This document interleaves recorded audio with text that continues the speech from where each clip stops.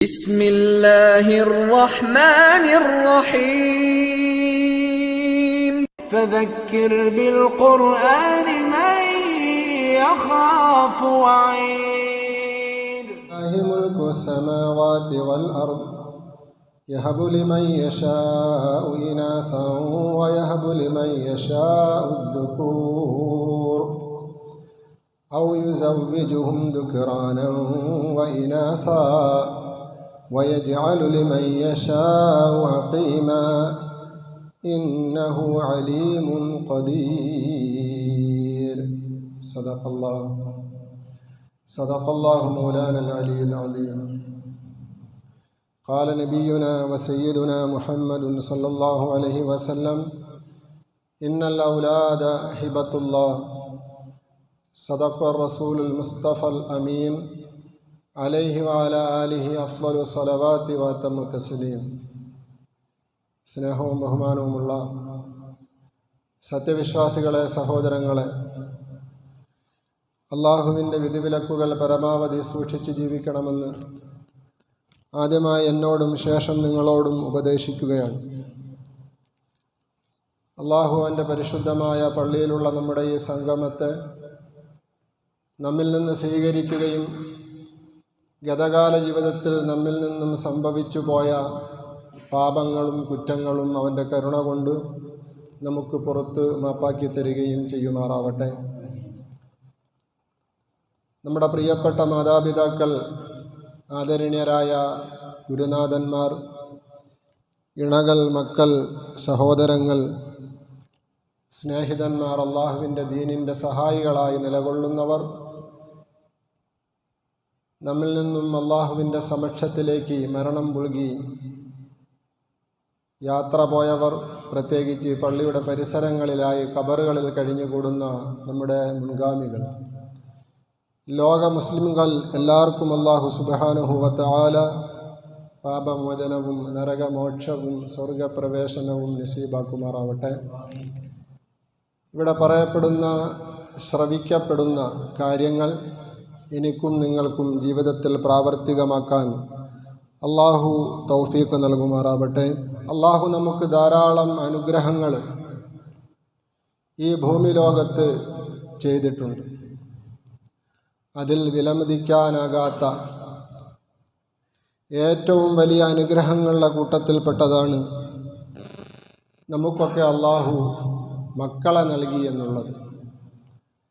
റസൂലുള്ളാഹി സ്വല്ലല്ലാഹു അലൈഹി വസല്ലമ തങ്ങൾ പറഞ്ഞ പ്രസിദ്ധമായ ഒരു ഹദീസാണ് അൽ ഔലാദു ഹിബത്തുല്ലാഹ്. സന്താനങ്ങൾ അള്ളാഹുവിൻ്റെ ഹിബത്താണ്, അവൻ്റെ ഗിഫ്റ്റാണ്, അവൻ നമുക്ക് നൽകിയിട്ടുള്ള ഉപഹാരമാണ്. ഈ ഭൂമി ലോകത്ത് അല്പമാത്രം അധികാരമുള്ള അധികാരികൾ നമുക്ക് നൽകുന്ന ഗിഫ്റ്റ് നമ്മൾ വളരെ താല്പര്യത്തോടു കൂടി സ്വീകരിക്കുകയും അതിനെ പ്രത്യേകമായി സൂക്ഷിച്ച് വയ്ക്കുകയും അതിനെ കാണിക്കേണ്ടവരടുത്തെല്ലാം കാണിക്കുകയും അതിനെക്കുറിച്ചുള്ള മഹത്വങ്ങൾ പറയുകയും ഒക്കെ ചെയ്യും. അല്പമാത്രം അധികാരമുള്ളവർ നമുക്ക് നൽകുന്ന താൽക്കാലികമായ ഗിഫ്റ്റുകളുടെ അവസ്ഥ ഇതാണെങ്കിൽ, ഇഹത്തിലും പരത്തിലും നമുക്ക് ഉപകാരം ചെയ്യേണ്ടുന്ന നമ്മുടെ മക്കളെ അള്ളാഹു നമുക്ക് ഗിഫ്റ്റായിട്ട് തരുമ്പോൾ നാം ആ ഗിഫ്റ്റിന് എത്രമാത്രം മഹത്വവും സ്ഥാനവും വിലയും മൂല്യവും നൽകണമെന്ന് നാം ഓരോരുത്തരും ചിന്തിക്കേണ്ടതുണ്ട്. എന്തെല്ലാം സൗഭാഗ്യങ്ങൾ ഈ ലോകത്ത് അള്ളാഹു നമുക്ക് നൽകിയിട്ടുണ്ടെങ്കിലും, എന്തെല്ലാം സൗകര്യങ്ങൾ അള്ളാഹു നമുക്ക് നൽകിയിട്ടുണ്ടെങ്കിലും, ഒരു പക്ഷേ സന്താനങ്ങളാകുന്ന ഏറ്റവും വലിയ അനുഗ്രഹങ്ങൾ, സൗഭാഗ്യങ്ങൾ നമുക്ക് നൽകിയില്ലായിരുന്നുവെങ്കിൽ നമ്മൾ അതിൻ്റെ പേരിൽ എന്നും ദുഃഖിതരാകുമായിരുന്നു, ഖിന്നരായി കഴിയേണ്ടി വരുമായിരുന്നു. പക്ഷേ അല്ലാഹു സുബ്ഹാനഹു വ തആല നമുക്ക് കൺകുളിർമയായ മക്കളെ തന്നു. അള്ളാഹു അങ്ങനെയാക്കി തീർക്കുമാറാകട്ടെ നമ്മുടെ മക്കളെയൊക്കെ. ആ സൗഭാഗ്യത്തിന് നമ്മൾ എത്രത്തോളം അള്ളാഹുവിനോട് ശുക്ർ കാണിച്ചിട്ടുണ്ട്, നന്ദി കാണിച്ചിട്ടുണ്ട്. സഹോദരങ്ങളെ, ഒരു വേള നമ്മൾ ചിന്തിക്കേണ്ടതാണ്. അള്ളാഹു പറയുന്നത് ലില്ലാഹി മുൽക്കു സമാവാതി വൽ അർദ്, ആകാശഭൂമികൾ ഉൾപ്പെടെയുള്ള ഈ അഖില പ്രപഞ്ചത്തിൻ്റെ ആധിപത്യം അള്ളാഹുവിന് മാത്രമുള്ളതാണ്. യഹബു ലിമൻ യശാഉ ഇനാസ, ആ അള്ളാഹു മനുഷ്യരുടെ ഇടയിൽ സന്താനങ്ങളെ, മക്കളെ നൽകാൻ ഉദ്ദേശിക്കുമ്പോൾ ചിലർക്ക് പെൺമക്കളെ മാത്രം അള്ളാഹു സമ്മാനമായി നൽകുന്നു. വയഹബു ലിമൻ യശാഉ ദുകൂറ, വേറെ ചില ആൾക്കാർക്ക് അള്ളാഹു ആൺമക്കളെ മാത്രം സന്താനങ്ങളായി നൽകുന്നു. ഔ യുസവ്വിജുഹും ദുക്റാനൻ വ ഇനാസ, അള്ളാഹു ഉദ്ദേശിക്കുന്ന മറ്റേ ചിലർക്ക് ആൺമക്കളെയും നൽകുന്നു, പെൺമക്കളെയും നൽകുന്നു. എന്നിട്ട് അള്ളാഹു പറയുന്ന ഒരു വാക്യം എൻ്റെ പ്രിയപ്പെട്ടവരെ ഗൗരവത്തോടുകൂടി നാം ഓരോരുത്തരും ഉൾക്കൊള്ളണം. വയജ്അലു ലിമൻ യശാഉ അഖീമ, എന്നാൽ അള്ളാഹു വേറെ ചിലരെ സന്താന സൗഭാഗ്യമില്ലാത്തവരാക്കി മാറ്റുന്നു. ഇന്നഹു അലീമുൻ ഖദീറുൻ, അവനാണെല്ലാം അറിയുന്നവൻ, അവനാണ് എല്ലാത്തിനും കഴിവുള്ളവൻ. അള്ളാഹുവിൻ്റെ വിശുദ്ധമായ ഖുർആനിലെ സൂറത്ത് ഷൂറായുടെ 50-ാമത്തെ ആയത്തിൻ്റെ അർത്ഥമാണ് എൻ്റെ പ്രിയപ്പെട്ട സഹോദരങ്ങളുടെ ശ്രദ്ധയിൽപ്പെടുത്തിയത്. ആൺമക്കളെ മാത്രം നൽകി, പെൺമക്കളെ മാത്രം നൽകി, ആൺമക്കളെയും പെൺമക്കളെയും കൂടെ സംയുക്തമായിട്ട് അല്ലാഹു സുബ്ഹാനഹു വ തആല നൽകി. അങ്ങനെയൊക്കെ മനുഷ്യൻ അല്ലാഹു സുബ്ഹാനഹു വ തആല അവൻ്റെ ഗിഫ്റ്റ്, അവൻ്റെ ഉപഹാരം സമ്മാനമായി നൽകിക്കൊണ്ട് സൗഭാഗ്യവാന്മാരാക്കി മാറ്റി. അത്തരക്കാരിൽ ആണ് നമ്മൾ അധിക പേരും. എന്നാൽ ഒരു ന്യൂനപക്ഷം നമ്മുടെ ഇടയിലുണ്ട്. വിവാഹം കഴിച്ചിട്ട് ദാമ്പത്യ ജീവിതം തുടങ്ങിയിട്ട് എത്രയോ വർഷക്കാലമായി ഒരു കുഞ്ഞിക്കാല് കാണാൻ വല്ലാത്ത മോഹവുമായിട്ട്, ആഗ്രഹവുമായിട്ട്, നേർച്ചയും പ്രാർത്ഥനയുമായി, ചികിത്സയുമായി കഴിയുന്ന ഒരു ന്യൂനപക്ഷം നമ്മുടെ ഇടയിലില്ലേ? അവരുടെ ദുഃഖങ്ങൾ വലുതാണ്, അവരുടെ കഥനങ്ങൾ വലുതാണ്. അവരുടെ ദുഃഖവും അവരുടെ വിഷമവും പ്രയാസവും അറിയുമ്പോഴാണ് അല്ലാഹു നമുക്ക് നൽകിയ സൗഭാഗ്യത്തിൻ്റെ, സമ്മാനത്തിൻ്റെ വില നമുക്കറിയാൻ കഴിയുന്നത്. അല്ലാഹുവിന് അവരോട് കോപമുണ്ടായിട്ടോ ദേഷ്യമുണ്ടായിട്ടോ അല്ല.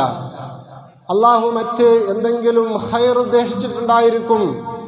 അതുകൊണ്ടാണല്ലോ പ്രവാചകന്മാരിൽ പലരെയും അല്ലാഹു തആല സന്താന സൗഭാഗ്യം നൽകാതെ പരീക്ഷിച്ചത്. ഇബ്രാഹിം നബി അലൈഹി സ്വലാത്തു വസ്സലാം അള്ളാഹുവിൻ്റെ ഖലീലാണ്, അള്ളാഹുവിൻ്റെ ആത്മമിത്രമെന്നാണ് ഖുർആൻ വിശേഷിപ്പിക്കുന്നത്. പക്ഷേ 80 വയസ്സായിട്ടും ഇബ്രാഹിം നബി അലൈഹി സ്വലാത്തു വസ്സലാമിന് അള്ളാഹു സന്താനം നൽകിയില്ല. നിരന്തരം പ്രാർത്ഥനയിലാണ്, നേർച്ചയിലാണ്.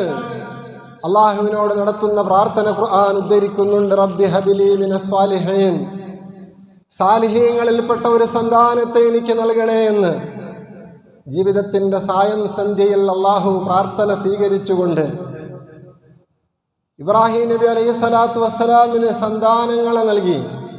അതൊന്നിലൊതുക്കിയില്ല, ഒന്നിലധികം സന്താനങ്ങളെ നൽകി.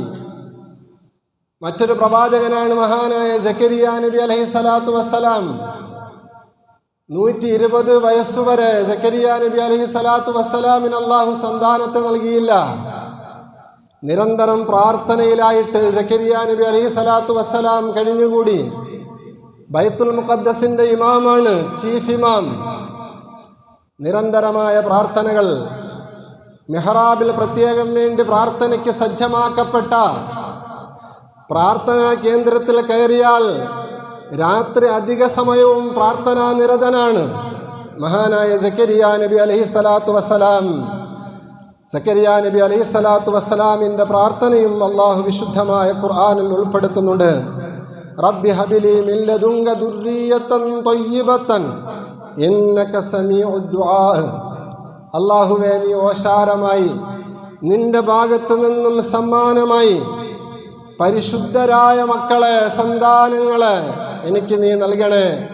തീർച്ചയായും നീ പ്രാർത്ഥനയ്ക്ക് ഉത്തരം ചെയ്യുന്നവനാണല്ലോ. സക്കരിയ നബി അലൈഹി സ്വലാത്തു വസ്സലാമിന് 120 വയസ്സ് കഴിഞ്ഞതിന് ശേഷമാണ് അള്ളാഹു യഹ്യ എന്ന പൊന്നുമോനെ നൽകിയത്. സഹോദരങ്ങളെ, പറഞ്ഞു വരുന്നത് സന്താനങ്ങൾ നൽകാതെ അള്ളാഹു ചില ദമ്പതിമാരെ പരീക്ഷിക്കും. അതിൻ്റെ പിന്നിലുള്ള ഖൈർ അള്ളാഹുവിന് മാത്രമേ അറിയാവൂ. എന്നാലും നിരാശ വേണ്ട എന്നാണ് വിശുദ്ധമായ ഖുർആനിലെ ഈ പ്രാർത്ഥനകളും പ്രവാചകന്മാരുടെ ചരിത്രങ്ങളും അവർക്ക് അല്ലാഹു ജീവിതത്തിൻ്റെ സായം സന്ധ്യയിൽ നൽകിയ സന്താന സൗഭാഗ്യങ്ങളും നമ്മെ ഓർമ്മപ്പെടുത്തുന്നത് എന്ന് മാത്രമാണ് സൂചിപ്പിക്കുന്നത്. ചുരുക്കത്തിൽ മക്കൾ അള്ളാഹുവിൻ്റെ ഹിബത്താണ്, അതോടൊപ്പം മക്കൾ അള്ളാഹുവിൻ്റെ അമാനത്തുമാണ്. ഹിബത്തെന്ന് പറഞ്ഞാൽ അള്ളാഹു നൽകുന്ന ഉപഹാരം, അമാനത്തെന്ന് പറഞ്ഞാൽ അള്ളാഹു സൂക്ഷിക്കാൻ ഏൽപ്പിച്ച സൂക്ഷിപ്പ് സ്വത്ത്.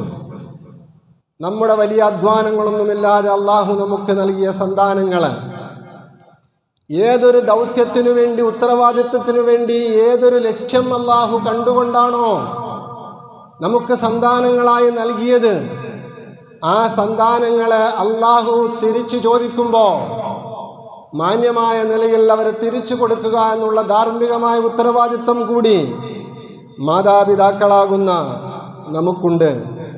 അതുകൊണ്ട് സന്തോഷമുള്ളതിനോടൊപ്പം എൻ്റെ സന്താന പരിപാലനം അള്ളാഹുവും പ്രവാചകനും കൽപ്പിച്ചതുപോലെ ശാസിച്ചതുപോലെ ആയിത്തീരുന്നുണ്ടോ എന്ന് ഒരു വേള ആശങ്കപ്പെടേണ്ടവരും കൂടിയാണ് മാതാപിതാക്കളാകുന്ന നമ്മളെന്നാണ് ഞാൻ സൂചിപ്പിക്കുന്നത്.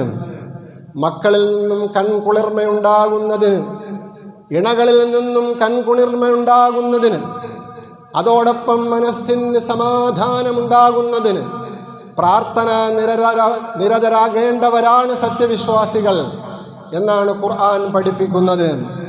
മുത്തഖീങ്ങളുടെ അടയാളം അള്ളാഹുവിൻ്റെ ദാസന്മാരെന്ന് അള്ളാഹു വിശേഷിപ്പിച്ച ഇബാദുർ റഹ്മാന്റെ അടയാളങ്ങൾ പറയുന്ന കൂട്ടത്തിൽ അള്ളാഹു പറയുന്നുണ്ട്, ഇബാദുർ റഹ്മാൻ കരുണാമയനായ റബ്ബിൻ്റെ ദാസന്മാരുടെ വിശേഷണങ്ങളിൽ ഒരു വിശേഷണമാണ്.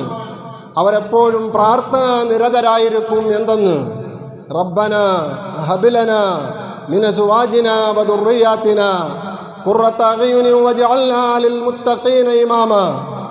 ഞങ്ങളുടെ നാഥ, ഞങ്ങളുടെ ഇണകളിൽ നിന്നും മക്കളിൽ നിന്നും ഞങ്ങൾക്ക് കൺകുളിർമയുണ്ടാകുന്ന ഒരു സ്ഥിതിവിശേഷം നീ ഉണ്ടാക്കണേ.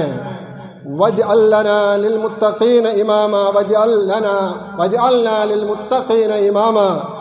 ഞങ്ങളെ നീ മുത്തഖീങ്ങൾക്ക്, ഭക്തന്മാർക്ക് മാതൃകയാക്കണേ എന്ന് പ്രാർത്ഥിക്കണമെന്ന് അള്ളാഹുവിൻ്റെ വിശുദ്ധമായ ഖുർആൻ നമ്മളോട് കൽപ്പിക്കുകയാണ്. അല്ലെങ്കിൽ അള്ളാഹുവിൻ്റെ യഥാർത്ഥ ദാസന്മാരുടെ വിശേഷണമായിട്ട് അള്ളാഹു പരിചയപ്പെടുത്തുകയാണ്. സഹോദരങ്ങളെ, ജീവിതത്തിൽ നമ്മൾ പല പ്രാർത്ഥനകളും നടത്തിയിട്ടുണ്ട്. ദുനിയാവിൻ്റെ ആവശ്യങ്ങൾക്ക് വേണ്ടി, ആഖിറത്തിൻ്റെ ആവശ്യങ്ങൾക്ക് വേണ്ടി.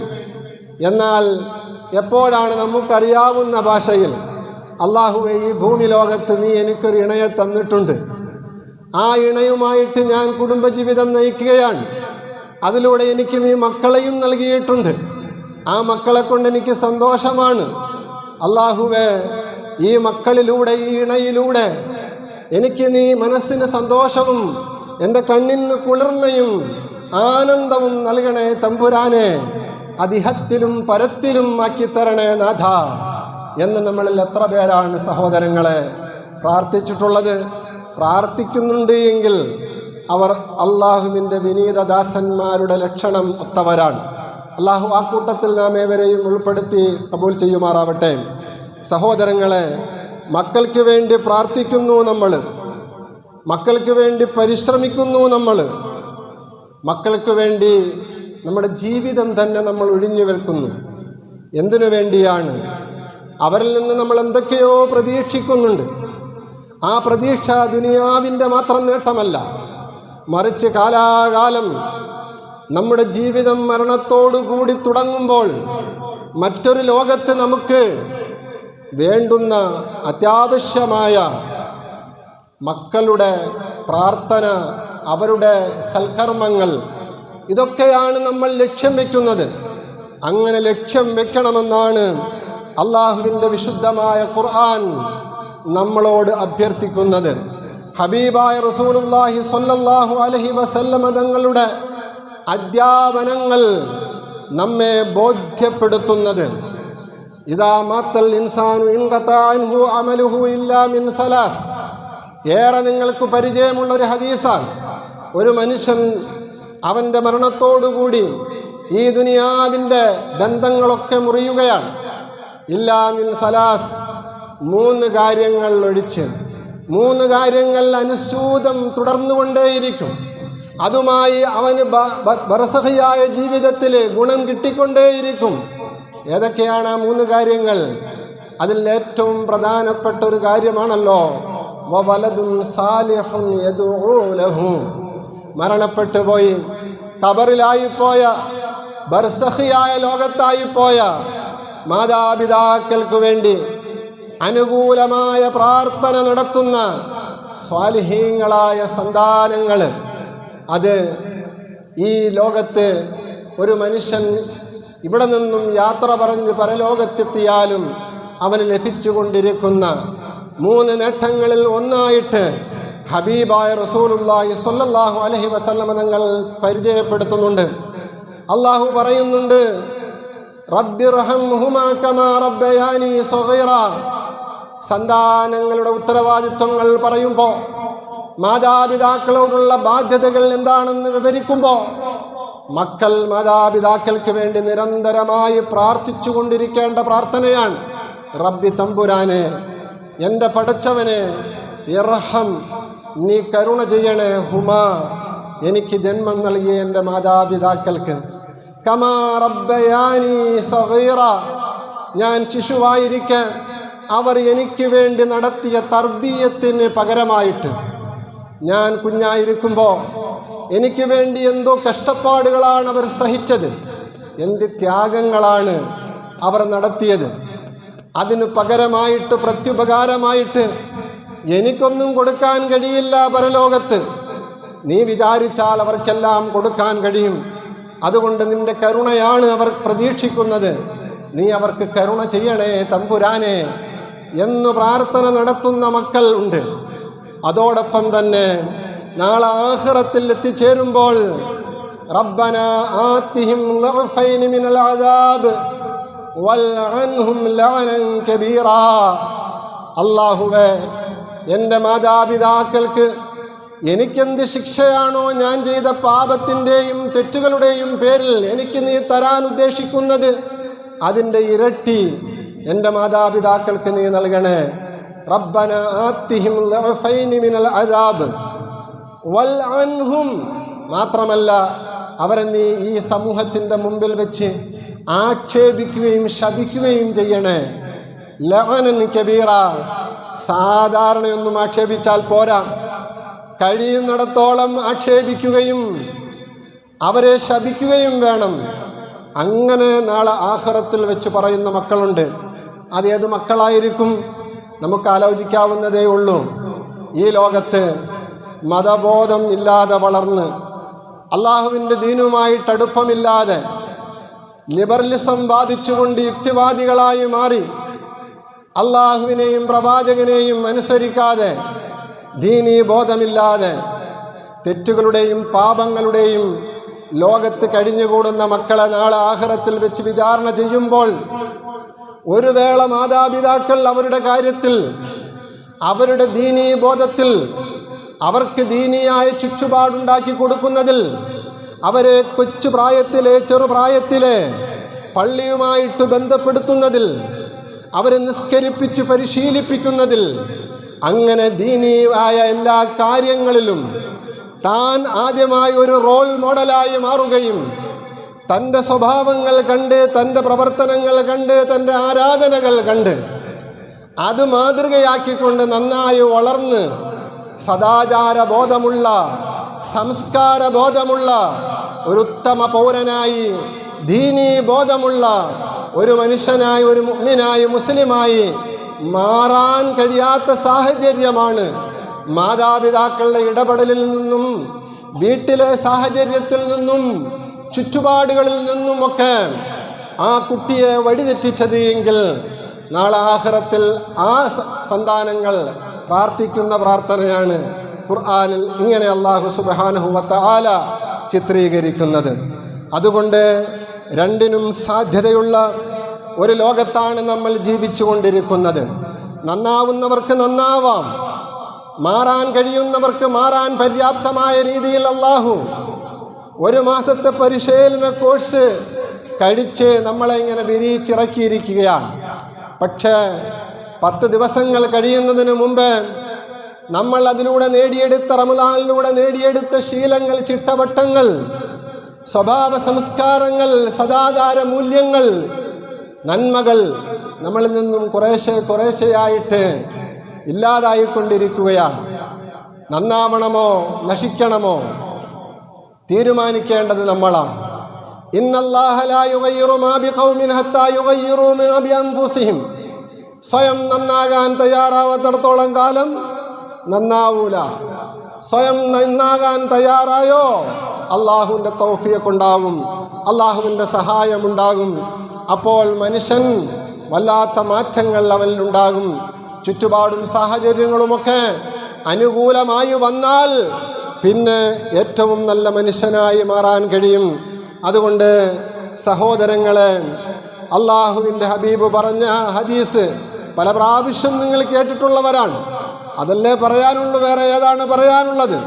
അതുകൊണ്ട് ഒന്നുകൂടി ആവർത്തിക്കുകയാണ്. മാ നഹില വാലിദുൻ വലദഹു അഫ്ളല മിൻ അദബിൻ ഹസൻ. മാതാപിതാക്കൾക്ക് മക്കൾക്ക് കൊടുക്കാൻ പറ്റുന്ന ഏറ്റവും വലിയ ഗിഫ്റ്റ് അള്ളാഹുവിൻ്റെ റസൂൽ പഠിപ്പിക്കുകയാണ്. മിൻ അദബിൻ ഹസൻ. അത് നല്ല സംസ്കാരമാണ്, ധാർമ്മിക മൂല്യങ്ങളാണ്, ഇസ്ലാമിക മൂല്യങ്ങളാണ്, ധർമ്മശാസനകളാണ്. ഒരു കുട്ടി നന്നാവുന്നതിന് ആവശ്യമായ എന്തെല്ലാം തർബിയത്തുകളുണ്ടോ അതെല്ലാമാണ് ഒരു മനുഷ്യന്, മാതാപിതാക്കൾക്ക്, മക്കൾക്ക് കൊടുക്കാൻ പറ്റുന്ന ഏറ്റവും വലിയ ഗിഫ്റ്റ് എന്ന് ഹബീബായ മുഹമ്മദ് മുസ്തഫ സ്വല്ലല്ലാഹു അലൈഹി വസല്ലമ തങ്ങൾ പഠിപ്പിക്കുമ്പോൾ ഒരു കുട്ടിയും മോശമായിട്ട് പിറവി കൊള്ളുന്നില്ല. അള്ളാഹുവിൻ്റെ പ്രവാചകൻ പഠിപ്പിക്കുന്നത് കുല്ലു മൗലൂദിൻ യൂലദു അലൽ ഫിത്ര. ശുദ്ധമായ പ്രകൃതത്തോടുകൂടി, നിഷ്കളങ്കമായ മനസ്സോടുകൂടി അള്ളാഹു നൽകുന്ന റൂഹുമായിട്ടാണ് ഓരോ കുഞ്ഞും ഈ ഭൂമി ലോകത്തേക്ക് പിറന്നു വീഴുന്നത്. ഫഅബവാഹു യുഹവ്വിദാനിഹി വയുനസ്സിറാനിഹി വയുമജ്ജിസാനിഹി. അവൻ്റെ മാതാപിതാക്കളുടെ തീരുമാനവും ആ മാതാപിതാക്കളുടെ പ്രവൃത്തിയും ആണ് ആ കുട്ടി ഏതൊരു ആദർശത്തിലേക്ക് മാറണം എന്ന് തീർപ്പ് കൽപ്പിക്കുന്നത്. മാതാപിതാക്കൾ അള്ളാഹുവിനെ അനുസരിക്കുന്ന, പരലോകത്തിൽ വിശ്വസിക്കുന്ന, തൗഹീദിൽ അടിയുറച്ച് വിശ്വസിക്കുന്ന നല്ല മുവഹിദുകളാണ് എങ്കിൽ, ഇബാദത്തിൽ കൃത്യമായി നിഷ്ഠയുള്ളവരാണ് എങ്കിൽ മക്കൾ അങ്ങനെ ആവാനാണ് 99% ചാൻസ്.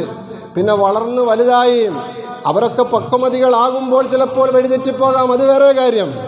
പക്ഷേ പ്രായപൂർത്തിയാകുന്നതുവരെ ഒരു കുട്ടിക്ക് വേണ്ടുന്ന തർബിയത്തെല്ലാം ലഭിക്കുന്നത് ആ കുട്ടിയുടെ മാതാപിതാക്കളിൽ നിന്നാണ്. അതുകൊണ്ട് ആദർശം ഏത് കുട്ടി സ്വീകരിക്കണമെന്ന് അവൻ്റെ ചുറ്റുപാടും, അവൻ്റെ വീട്ടിലെ ആ ജീവിത ചിട്ടകളും, ആ മാതാപിതാക്കളുടെ ആദർശശുദ്ധിയും അവരുടെ ധാർമ്മിക ബോധവും ഒക്കെയാണ് എന്നാണ് ഹബീബായ നബി സല്ലല്ലാഹു അലൈഹി വസല്ലം തങ്ങൾ പഠിപ്പിക്കുന്നത്. ലൈസൽ യതീമുല്ലദി ഖദ് മാത വാലിദുഹു ബലിൽ യതീമു യതീമുൽ ഇൽമി വൽ അദബി. കവി പറഞ്ഞത് എത്രയോ സത്യം. ലൈസൽ യതീമുല്ലദി ഖദ് മാത വാലിദുഹു. പിതാവ് മരണപ്പെട്ടു പോയ ഒരു കുഞ്ഞല്ല യഥാർത്ഥത്തിൽ അനാഥത്വം പേറിയവൻ.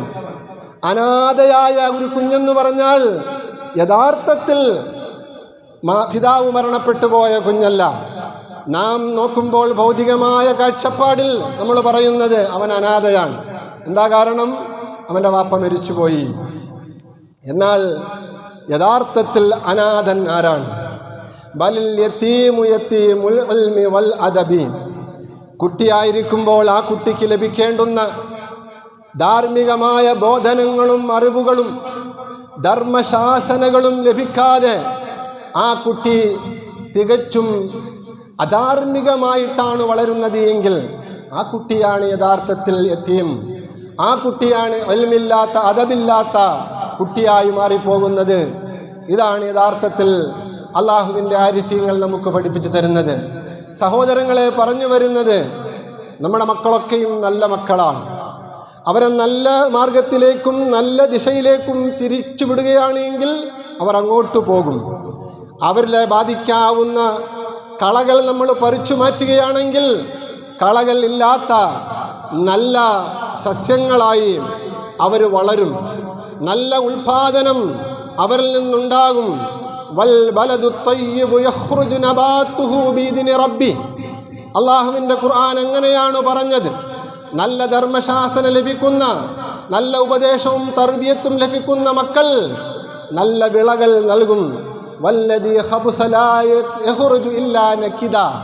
തിരിച്ചാണിയെങ്കിൽ പതിരല്ലാതെ മറ്റൊന്നും പ്രതീക്ഷിക്കണ്ട. അള്ളാഹുവിൻ്റെ വിശുദ്ധമായ ഖുർആനാണ് ഞാനിപ്പോൾ ഓതിയത്. അതിൻ്റെ ആശയമാണ് നിങ്ങളുടെ മുമ്പിൽ പറയുന്നത്. സഹോദരങ്ങളെ, നമ്മുടെ ഇന്ത്യ രാജ്യത്തെ ചരിത്ര പുരുഷനായി വാഴ്ത്തപ്പെട്ട വ്യക്തിയാണല്ലോ മൗലാന മുഹമ്മദ് അലി ജൗഹർ. അദ്ദേഹത്തിനെ കുറിച്ച് അറിയാത്ത ആരുമില്ല. മഹാത്മാഗാന്ധിയോടൊപ്പം തോളോട് തോൾ ചേർന്ന് നിന്നുകൊണ്ട് ഇന്ത്യ രാജ്യത്തിൻ്റെ സ്വാതന്ത്ര്യത്തിനു വേണ്ടി ധീരോദാത്തമായ പോരാട്ടം നടത്തിയ ഏറ്റവും വലിയ വിദ്യാഭ്യാസ വിചക്ഷണനും കൂടിയായ, ഏറ്റവും നല്ല സ്ഫുടമായ ഭാഷയിൽ ഇംഗ്ലീഷുകാരെയും തോൽപ്പിക്കുന്ന, ബ്രിട്ടീഷുകാരെയും തോൽപ്പിക്കുന്ന രീതിയിൽ ഇംഗ്ലീഷ് ഭാഷയിൽ പ്രസംഗിക്കാൻ കഴിവുള്ള മൗലാന മുഹമ്മദ് അലി ജൗഹറിൻ്റെ 5ാമത്തെ വയസ്സിലാണ് പിതാവ് അലി ഖാൻ മരണപ്പെടുന്നത്. 3 സഹോദരങ്ങളാണ്. മൗലാന മുഹമ്മദ് അലി, ഷൗക്കത്ത് അലി, മറ്റൊരു സഹോദരൻ. ഈ 3 കുഞ്ഞുങ്ങൾ, 5ഉം അതിന് താഴെയും പ്രായമുള്ള ആ കുഞ്ഞുങ്ങളെ ആ ഉമ്മ നടത്തിയ തർബിയത്താണ് ഈ രീതിയിൽ കൊണ്ടെത്തിച്ചത്.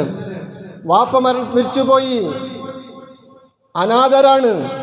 പക്ഷേ എൻ്റെ മക്കൾ 3 പേരും നല്ല രീതിയിൽ ഭൗതികവും ആത്മീയവുമായ ഉയർച്ച ഉണ്ടാകണമെന്ന് ആ മാതാവ് തീരുമാനിക്കുകയാണ്.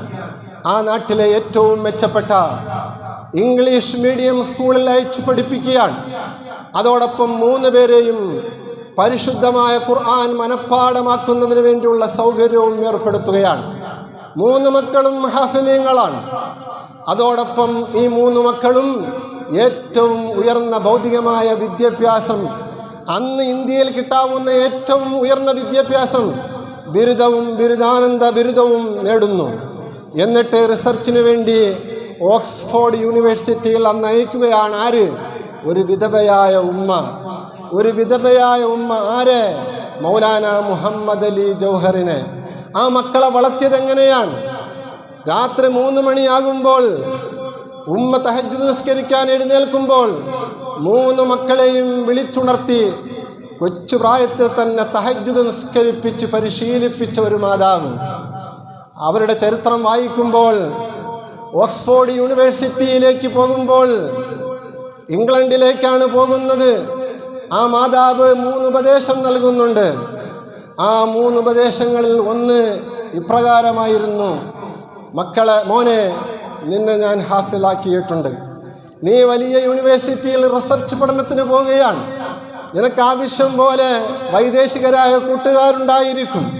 അവരുടെ സംസ്കാരങ്ങൾ പലതായിരിക്കും, പ്രത്യേകിച്ച് പാശ്ചാത്യ സംസ്കാരം.